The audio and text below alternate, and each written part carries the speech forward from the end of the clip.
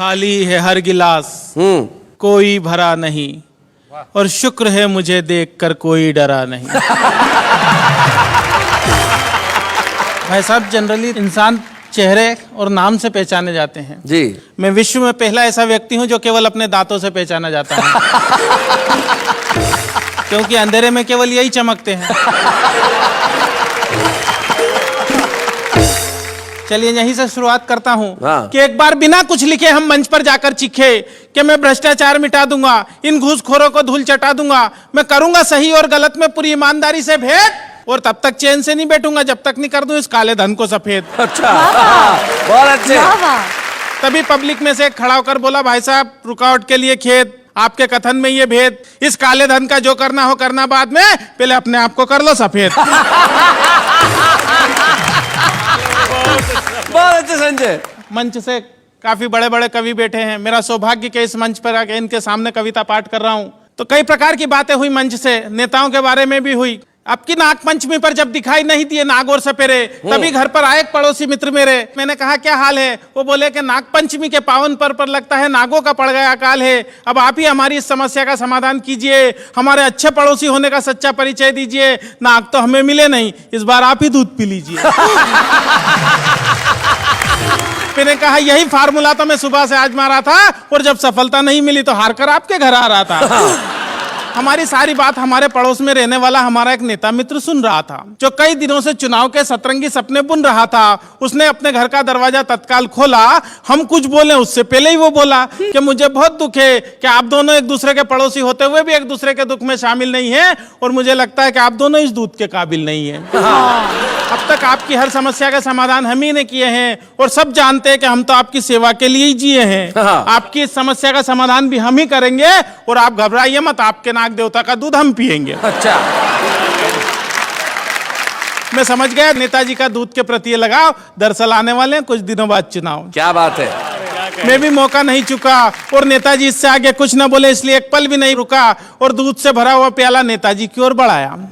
किंतु नेताजी ने जैसे ही दूध पीने के लिए प्याला मुंह से लगाया, दूध अपनी पवित्रता खोने से पीछे हट गया, क्योंकि नेताजी के छूने के पहले ही दूध फट गया। क्या बात है भाई, वाह वाह वाह वाह। नेताजी के छूने के पहले ही दूध फट गया। हमने कहा नेताजी ये तो सब आपकी राजनीतिक शतरंज के चुनावी पासे हैं, और आप दूध के नहीं इस देश की जनता के खून के प्यासे हैं। वाह वाह वाह वाह, बहुत बढ़िया। मंच से ससुराल के बारे में भी बात की गई।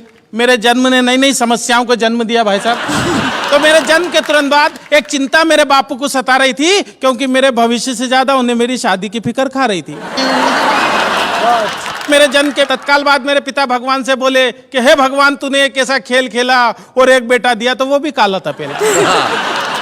एक दिन मेरे पिता मुझे हाथ पकड़ कर ले गए स्कूल में भर्ती कराने के लिए, तो स्कूल का प्रिंसिपल हाल में आकर बोला कि एक आइटम आया है स्कूल में बच्चों को डराने के लिए। हमने जैसे तैसे शिक्षा का स्वाद चखा, और धीरे धीरे जवानी की दहलीज पर कदम रखा। जवानी में पहुंचकर हमारी सूरत और भद्दी हो गई, क्योंकि शारीरिक अंगों में असामान्य वृद्धि हो गई। एक दिन एक लड़की वाले आए मुझे देखने, और मेरी खूबसूरती पर लगे अपनी आंखें सेकने।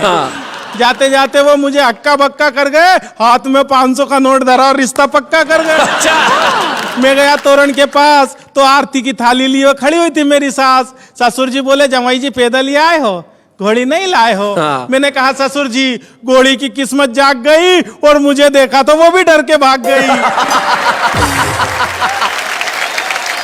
शादी के बाद का दृश्य तो और भी कमाल था। डर के मारे मेरा बुरा हाल था। मैंने जैसे ही पत्नी का घूंघट उठाया, तो वो मुझे देखकर मुस्कुराई, न डरी न चीखी न चिल्लाई। अच्छा। उसकी मुस्कुराहट देखकर मेरे भी मन का खौफ भगा, और मैंने पूछा क्या बात है, तुम्हें मुझे देखकर डर नहीं लगा? पत्नी बोली, मैं एक नहीं दो नहीं पूरे 7 जन्मों के लिए आपसे बंधी हूँ, और डरने की क्या बात है, मैं तो जन्म से ही अंधी हूँ। तो भाई साहब इस प्रकार की घटना घट जाती है मेरे साथ में। मैं कहना चाहता हूं बात ही बात में, ये बात हर कोई नहीं जानता है, दरअसल देश के नेताओं में और हम में बहुत समानता है। अच्छा। हम दोनों जग से निराले हैं, फर्क बस इतना है कि हम तन के और वो मन के काले हैं। क्या बात है, वाह वाह वाह, मन के काले हैं। और तमाम बातें करने के बाद अपनी काव्य यात्रा यहाँ से खत्म करना चाहूंगा कि गरीब के मुंह से छिनते निवाले देखे हैं, हमने रोटी सेकती हुई माँ के हाथों में चाले देखे हैं, और हम तो सिर्फ तन के काले हैं मित्र मेरे, हमने तन के उजले लोगों के मन बहुत काले देखे। क्या बात है, वाह वाह वाह।